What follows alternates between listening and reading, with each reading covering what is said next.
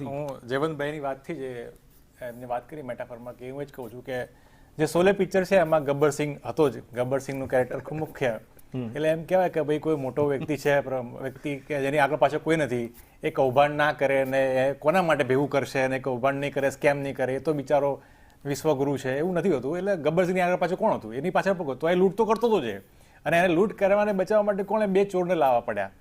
એ 2 ચોર લાયા. આ બધી આખી વાત કર્યા પછી ઠાકોરજી તો ત્યાં ને ત્યાં જ બિચારાના હાથ બી કપાઈ ગયા. આ ઠાકોરજીની ભૂમિમાં આજે બિહારની જનતા છે કે જેના હાથ પગ કપાઈ ગયા છે, ત્યાંનું ત્યાં છે. એને શું મળ્યું છે આખી વાતમાં? કશું જ નથી મળ્યું. એટલે વાત એ છે કે આખે પિક્ચરમાંથી આપણે એક વસ્તુ સમજવા જેવી છે કે બિહારની જનતા હોય કે ગુજરાતની જનતા હોય કે એને શું મળે છે.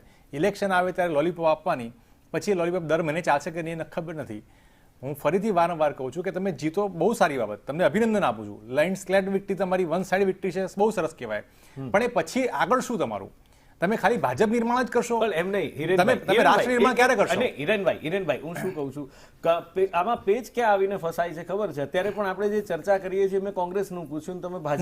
હું તો જ કહું છું, આમાં ઠાકુરને એટલીસ્ટ ગબ્બર તો છેલ્લે મળી ગયો. વાત એ છે કે વસ્તુ એ છે કે કોંગ્રેસની આ હાલત કેમ? સવાલ એ છે, એનું વિશ્લેષણ એ છે, જવાબ એનો જોઈએ છે. અને બીજી જ ઇલેક્શનમાં હાર જીત થતી રહેતી હોય. આ પક્ષ તો એવો પક્ષ છે જેને એટલા બધા ઉતાર ચઢાવ જોયા છે કે લોકો અત્યારે એમ કહેવા માંડે એવા સપના પણ જોઈ રહ્યા છે.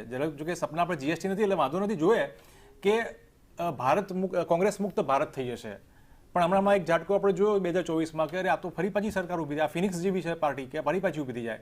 એટલે કોંગ્રેસ પાર્ટીની ચિંતા કરવાનું તો મૂકી જ દો તમે. હું તો સ્પષ્ટપણે કહું છું, આ આપના માધ્યમથી કહું છું. ચલો અમે તો મૂકી દીધું. વાત એ છે કે કેમ આપણે વિપક્ષની ચિંતા કરવી જોઈએ. વિપક્ષ એટલે તમામ વિપક્ષની વાત. હા, વિપક્ષ ઓફકોર્સ મજબૂત હોવો એટલા માટે કે સંવિધાનમાં એનો ખૂબ મુખ્ય એ છે, જ્યારે વિપક્ષ સવાલ ઉઠાવતો હોય ત્યારે સંવિધાન પર બેઠેલા વ્યક્તિને એને જવાબ આપવો જરૂરી છે. મારો કહેવાનો મતલબ હિરેનભાઈ એક મારી વાત એક જે છે એ મુદ્દો તમે હજી ત્યાં સુધી નથી પહોંચી રહ્યા. હું એટલા માટે કહું છું, વિપક્ષ હોય એ દરેક વ્યક્તિ ઈચ્છે છે, દરેક વ્યક્તિ મજબૂત વિપક્ષ ઈચ્છે છે. પણ તમે રાજ્યોને જુઓ, ગુજરાતમાં કોંગ્રેસ ક્યાં છે? તમે બિહારમાં હવે જુઓ, સવાલ પૂછાશે કે કોંગ્રેસ ક્યાં છે? તો લોકોને વિપક્ષ મળશે કેવી રીતે? ક્યાંક એવું નથી લાગતું કે અંદર ડોક્યુ કરવાની જરૂર છે?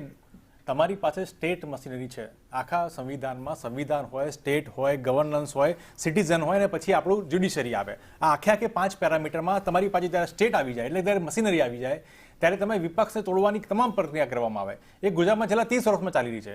આ પ્રક્રિયાની સામે જ્યારે સવાલ થાય ત્યારે સંવિધાનની પદે પર બેઠેલા વ્યક્તિ હોય, ઇલેક્શન કમિશન હોય કે CBI હોય કે ED હોય કે તમામ વસ્તુ હોય, એને ખરેખર જવાબ આપવો જોઈએ. એની જગ્યાએ માત્ર ને માત્ર વિપક્ષને દબાવવાની પ્રયત્ન થતો હોય, એમ કેમ કરીને એનો વોટ શેર ઓછો કરવામાં, ત્યારે એ ખરેખર એક રાષ્ટ્ર માટે ગંભીર બાબત છે. સીટો ઓછી થાય, આજે આવશે કાલે આવશે, પણ ખરેખર પ્રક્રિયા પ્રણાલીને તમે નુકસાન પહોંચાડી રહ્યા છો. જ્યારે ઇલેક્શન કમિશનમાં બીજેપી એટલે બ્રાઝિલ જનતા પાર્ટી ઇલેક્શન લડવા આવી જાય અહીંયા, અને પછી આપણે એના પર સવાલ જ ના ઉઠાવીએ, એક રાજકીય પક્ષ તરીકે સવાલ ના ઉઠાવીએ, એ દેખાડે છે કે તમારી કેટલી આમાં નૈતિકતા છે, તમારી કેટલી આમાં જરૂરિયાત છે. કશું નથી દેખાતું. ઋત્વિજભાઈની તાલાવેલી જવાબ આપવાની દેખાય છે, પણ ઋત્વિજભાઈ